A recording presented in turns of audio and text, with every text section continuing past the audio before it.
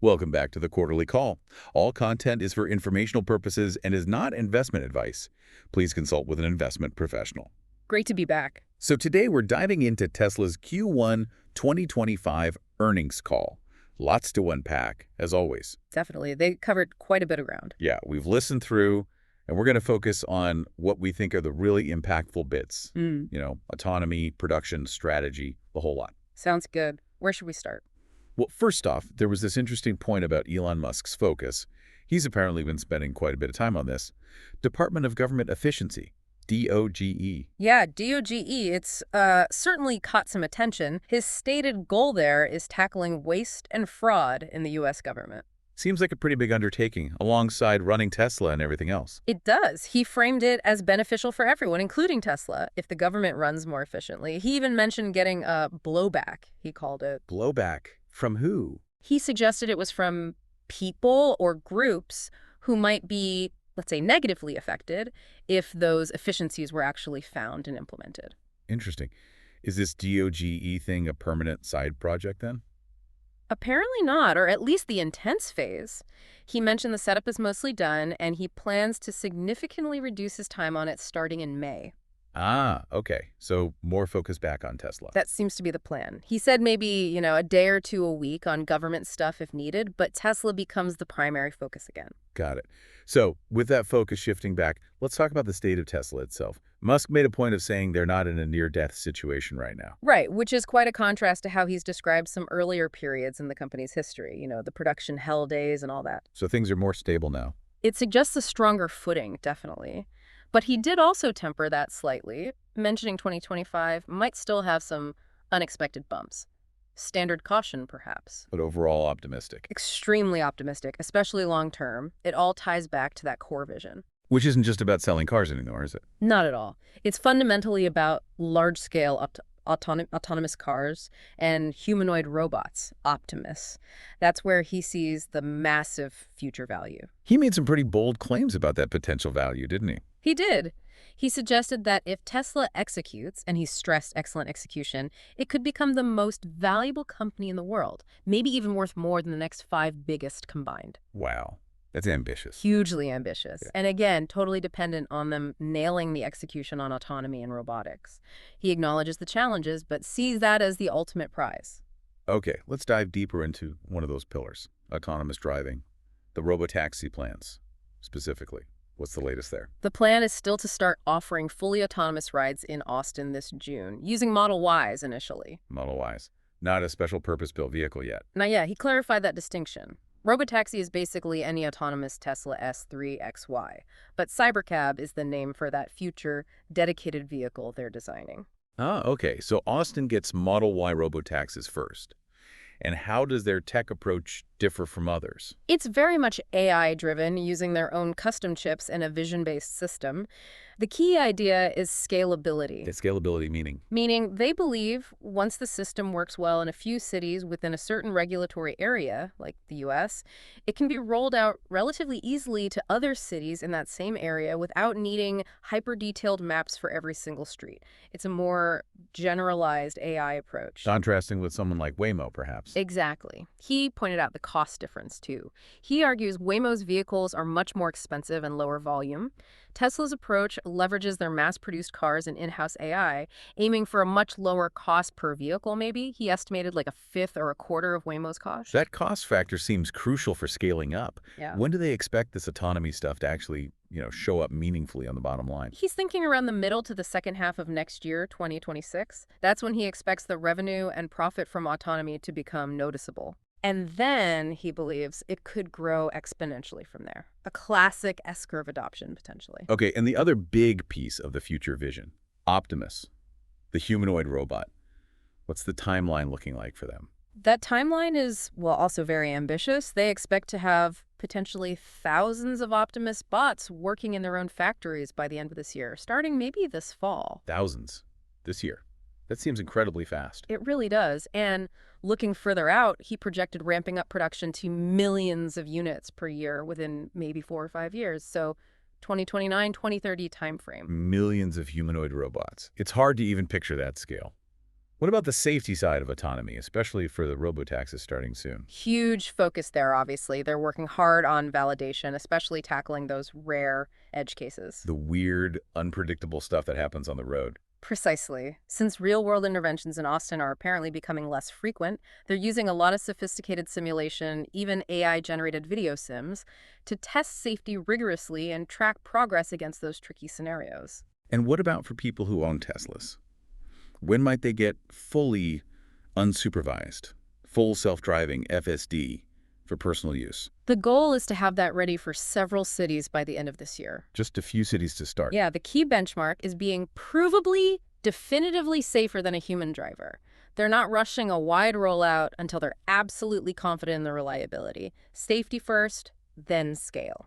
So Austin is really the crucible for all this, isn't it? Both robotaxis and pushing FSD forward.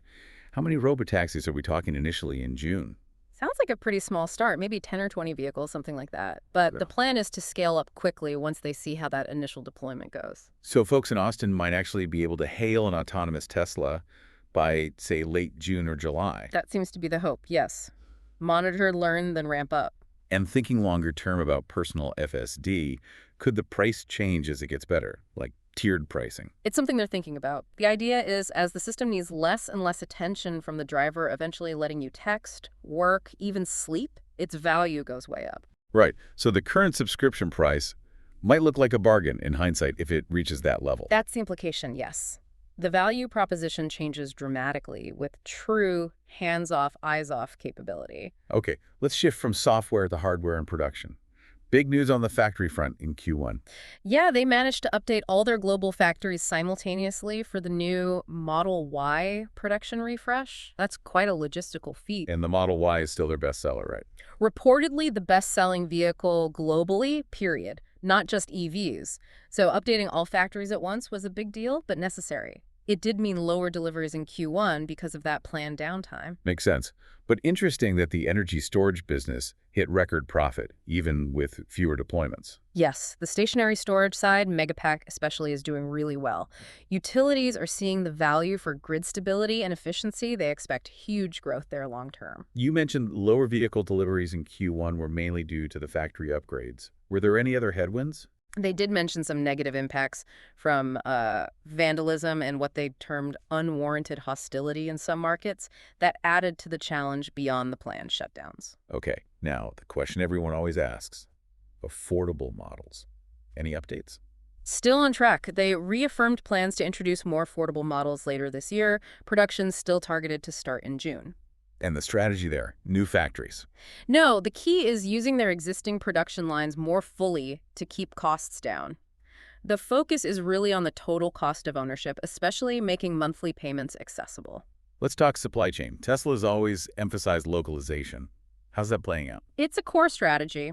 Regionalizing supply in North America, Europe, and China helps with costs and reduces risks, like logistics hiccups or tariffs. They feel it makes them less exposed than competitors who might ship more components globally. And speaking of tariffs, they're a hot topic. How does Tesla see them, and are they getting hit? Well, Musk's general view is lower tariffs are better for global prosperity, but governments decide. Tariffs are impacting them, particularly in the energy business, because they source LFP battery cells from China. LFP, lithium iron phosphate. Right. Those cells face tariffs. Also, tariffs on manufacturing equipment needed to onshore production add to their capital investment costs. They're still spending a lot on CapEx, but trying to be efficient about it. Is battery supply itself a bottleneck for cars? Apparently not for vehicles right now. They say supply is currently sufficient.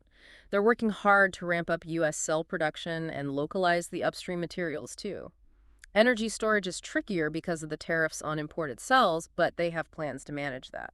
And their vertical integration, making their own components, refining lithium, helps with all this supply chain stuff? Absolutely. Things like their lithium and cathode refineries give them more control and resilience against disruptions. It's a key part of their strategy. We also heard more about the unboxed manufacturing method for the Cybercab.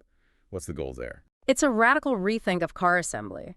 The main goals are dramatically lower production costs and extreme automation. Oh, extreme. The long-term target is insane, like building a car every 5 seconds on a single line.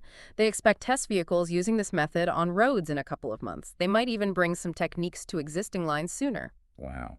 Okay, one more on risks. Uh, How are they handling broader global stuff like political tensions or biases in certain markets beyond just tariffs? Again, that regional supply chain helps a lot. Okay. Having high local content in North America and Shanghai makes them less dependent on any single political climate. Diversifying suppliers, dual sourcing critical parts, it's all part of building resilience. Let's talk demand. There were rumors, maybe some negative press impacting orders. Did they address that? They did. They countered by pointing out Tesla was still the top-selling car overall in California in Q1, not just EVs. Plus, they had a record number of test drives globally. So interest is still high. That's what those numbers suggest, yeah. They acknowledge that general economic uncertainty can slow down big purchases like cars for anyone, but they don't see a specific Tesla demand drop separate from that. And Musk still has that long-term view about car ownership itself changing. Oh, yeah. He reiterated his belief that eventually, with autonomy, most people just won't buy cars anymore. They'll use autonomous mobility services instead. A few quick tech points. Their vision-only system for autonomy. How does it handle things like bright sun glare? They explained they use something called direct photon counting, bypassing the camera's standard image processor. They claim this lets the cameras handle direct sun without getting washed out. They also feel it works well in fog and low light, maybe even better than human eyes sometimes. And ensuring the FFD software itself is robust enough for unsupervised driving. What's the main focus? It's really about solving that long tail, all those rare, unusual situations, and ensuring overall system reliability, both the AI and the car's core systems. The Austin launch helps focus development on nailing one environment first. Did they mention adding other sensors, like microphones, for emergency sirens? They mentioned audio input is something they are considering, yeah, to help the system react better to things like emergency vehicles. Makes sense. Okay, nearly there. Global expansion, India. Any movement? Still seems blocked by the high tariffs. It makes the cars too expensive for the market, with much of the cost going to the government. So they're still waiting, evaluating the right time. They see the potential, but the economics aren't right yet. And one last thing. Musk's take on AI and robotics leadership globally. Interesting perspective. He sees China as very strong in drones, with the U.S. quite dependent there. But for humanoid robots, he's confident Tesla and SpaceX, too, are leading the world right now in the physical AI needed. But expects competition. He acknowledged Chinese companies could become strong contenders down the line, yeah. Okay, so wrapping it up. It feels like Tesla's really pushing hard on the future stuff. Autonomy, robots, while navigating current production upgrades and supply chain issues. Still very optimistic despite headwinds. That sums it up well. Intense focus on the long-term vision, dealing with the short-term realities. So here's a final thought for you listening. Imagine a world where autonomous cars are common and humanoid robots are increasingly capable. How does that really change things? Our cities, our jobs, our daily lives, the whole global economy. Something to chew on. Definitely a lot to think about there. Thank you so much for tuning into the Quarterly Call. For more episodes, please remember to rate and follow our show. Until next time, stay curious and stay informed.